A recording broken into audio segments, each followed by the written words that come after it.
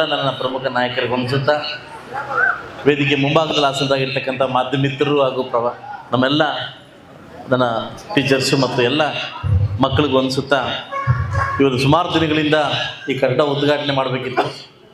ನನ್ನದೇ date problem ಇಲ್ಲ, ಬರೋಕ್ಕಾಗಲಿಲ್ಲ. ಇವತ್ತು ಬಂದು ನಾನು ಮೊದಲೇ ಹೇಳಿದ್ದೆ, ಬೇಕಾದ್ರೆ ಪಾಠ ಮಕ್ಕಳು ಮಾಡ್ಕೊಳ್ಳಿ ಮತ್ತೆ ಬಂದು ಪೂಜೆ ಮಾಡ್ಕೊಡ್ತೀನಿ ಅಂತ ಹೇಳಿದ್ದೆ. ಸೊ ಕ್ಲಾಸ್ ಯೂಸ್ ಮಾಡ್ಕೊಳ್ಳಿ ಮತ್ತೆ ಬಂದು ಉದ್ಘಾಟನೆ ಮಾಡಿಕೊಡ್ತೀನಿ ಅಂತ ಹೇಳಿದ್ದೆ. ಇವತ್ತು ಇಷ್ಟೊಂದು ದೊಡ್ಡ ಮಟ್ಟದಲ್ಲಿ ಮಾಡ್ತೀನಿ ಅಂತ ನಾನು ಕೂಡ ಎಕ್ಸ್ಪೆಕ್ಟ್ ಮಾಡಿರಲಿಲ್ಲ.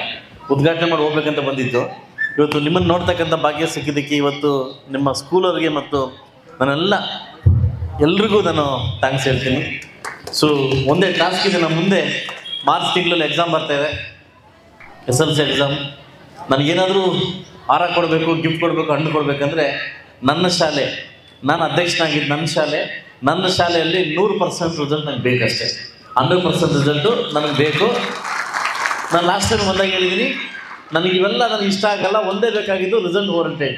ಇವತ್ತು ನನ್ನ ಮುಳಬಾಗಿಲು ತಾಲೂಕಿಗೆ ಏನು ನಾನು ಅನ್ಕೊಂಡ್ಬಂದಿದ್ದೀನಿ, ಯಾವ ಉದ್ದೇಶದಿಂದ ಬಂದಿದ್ದೀನಿ, ಅದು ಖಂಡಿತವಾಗಿ ನೆರವೇರಬೇಕಾದ್ರೆ ನೀವು ನನಗೆ ರಿಟರ್ನ್ ಗಿಫ್ಟ್ ಕೊಡಬೇಕಂದ್ರೆ ನನಗೆ ಯಾವ ಮಕ್ಕಳು ನನಗೆ ಫೇಲ್ ಆಗ್ದಂಗೆ ಪಾಸ್ ಆಗಬೇಕು. ಆವಾಗ ಅಧ್ಯಕ್ಷನಾಗಿದ್ದಕ್ಕೆ ನನಗೆ ಒಂದು ಸಾರ್ಥಕ ಆಗ್ತದೆ. ಈ ಶಾಲೆಯ ಅಧ್ಯಕ್ಷನಾಗಿದ್ದಕ್ಕೆ ಒಂದು ಸಾರ್ಥಕ ಆಗ್ತದೆ. ಸೊ ಮಕ್ಕಳು ಅಷ್ಟೇ ಉತ್ಸಾಹವಾಗಿರಿ. ನೀವು ಕೊಟ್ಟೆ ಕೊಡ್ತೀರಿ ಅಂತ ನಂಗೆ ಗೊತ್ತಿದೆ. ನಿಮ್ಗೆ ಯಾರಿಗೂ ಡಿಸ್ಟರ್ಬ್ ಮಾಡೋಕ್ಕೋಗಲ್ಲ.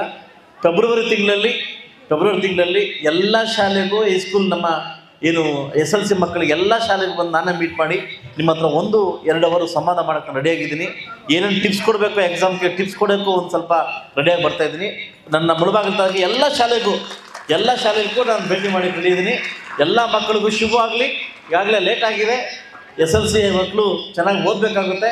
ಅದರಿಂದ ಈ ಪುಟ್ಟ ಭಾಷಣವನ್ನು ಇಡೀ ನನ್ನ ಈ ಶಾಲೆಯ ಎಲ್ಲ ಪ್ರಾಧ್ಯಾಪಕ ವೃಂದದವರು ಕೂಡ ಸಲ್ಲುತ್ತೆ. ಯಾಕಂದರೆ ಇವತ್ತು ಅವರ ಹುಮ್ಮಸ್ಸು, ಅವರ ಒಂದು ಏನು ಇವತ್ತು ಅವ್ರ ವಿಷನ್ ಇದೆಯಲ್ಲ, ನಮ್ಮ ಶಾಲೆ ವಿಷನ್ನು ತುಂಬ ಚೆನ್ನಾಗಿ ತೊಗೊಂಡು ಹೋಗ್ತಾರೆ. ಅದೇ ರೀತಿ ಮುನ್ನುಗ್ಗಿ ಅಂತ ಹೇಳ್ತಾ ಎಲ್ರಿಗೂ ಶುಭವಾಗಲಿ ಅಂತ ಹೇಳ್ತಾ, ರಾಮಲಿಂಗೇಶ್ವರ ಆ ಸ್ವಾಮಿ ಎಲ್ರಿಗೂ ಒಳ್ಳೇದು ಮಾಡಲಿ ಅಂತ ಹೇಳ್ತಾ ನನ್ನ ಮಾತು ಮುಗಿಸಿ ಇಲ್ಲಿಂದ ಹೊರಡ್ತಾ ಎಲ್ರಿಗೂ ಶುಭವಾಗಲಿ.